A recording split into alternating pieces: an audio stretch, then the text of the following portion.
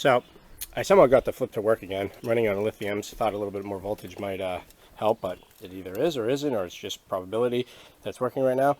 I thought this was really fitting.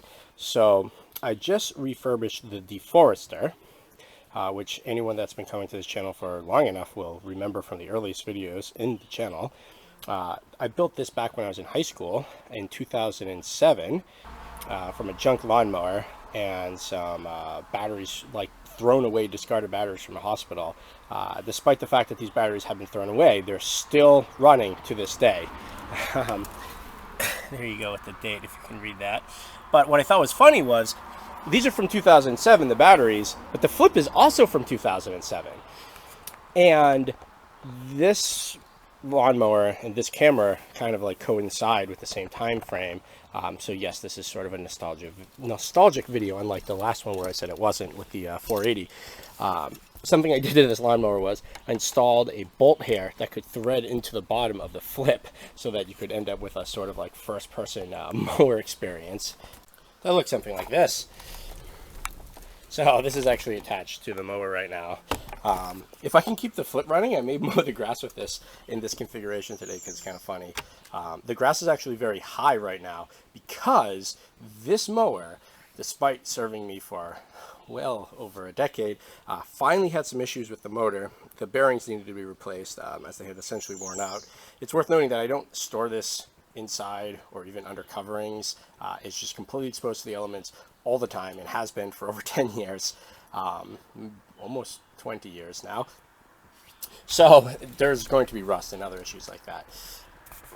The makeshift nature of this lawnmower is down to both artistic freedom to make something that looks really ridiculous. Like, it's intentional that there's all these crazy colored zip ties all linked together, and red duct tape and just miscellaneous stuff. This entire lawnmower was constructed for free. Every single part was either gotten from the dump or things being thrown away. Like, there's a 120 volt power cord cable, this black one here, and I spliced all three leads together to make it so they could handle more voltage. Up here was a thrown away switch that still works. Here, I'll fire it up for a second.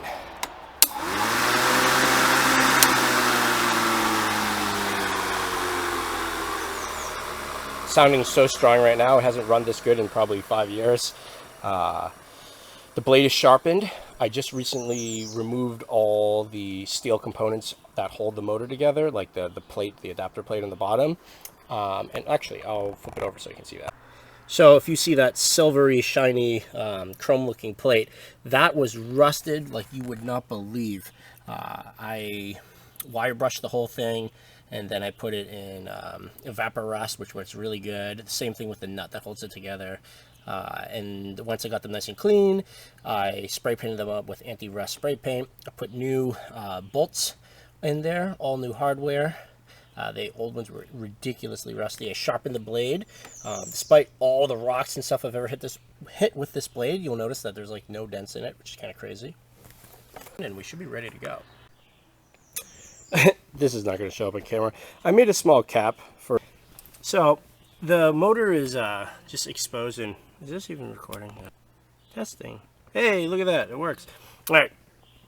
So the old Deforester just had duct tape on top of the motor, but that's not the best for protecting it from rain and debris falling in, and it's hard to determine if the duct tape's still integral. So I 3D printed this cap, and the idea is that this should go on top and keep debris from falling in. Let's see if this fits. I'm doing this live on camera. I'm not even sure if this works. Come on. Alright, that works. It's a little misaligned, but it's fine. So this will stop stuff from falling into the motor. And I can pop it off if I need to examine or check out the inside.